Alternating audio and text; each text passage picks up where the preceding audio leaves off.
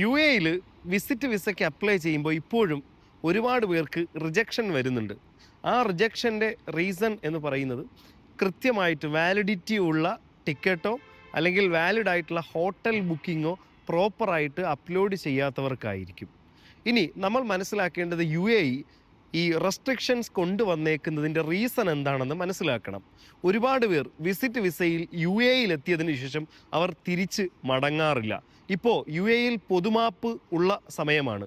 U A E പൊതുമാപ്പിൽ കണ്ടെത്തിയിരിക്കുന്നത് 20-30 വർഷമായി U എയിൽ വിസയില്ലാതെ നിൽക്കുന്ന ഒരുപാട് പേർ ഈ പൊതുമാപ്പിൽ നാട്ടിൽ പോയിട്ടുണ്ട്.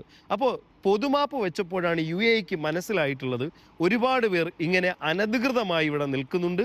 അതുകൊണ്ട് ഇനി യു എയിലേക്ക് വരുന്നവരെ കൃത്യമായി ഓഡിറ്റ് ചെയ്ത് തിരിച്ചു പോകുന്നവരെ മാത്രമേ യു എയിൽ എത്തിക്കുക എന്നുള്ള ലക്ഷ്യത്തിൻ്റെ അടിസ്ഥാനത്തിലാണ് ഈ നിർബന്ധിതമായിട്ടുള്ള റിട്ടേൺ ടിക്കറ്റും അതോടൊപ്പം തന്നെ പെർമനൻ്റ് ആയിട്ട് താമസിക്കാൻ കഴിയുന്ന താമസ സൗകര്യവും യു എ ഇ ഈ വിസ നൽകുന്നതിന് മുമ്പായിട്ട് ഉറപ്പാക്കുന്നത് എന്ന് നമ്മൾ മനസ്സിലാക്കണം.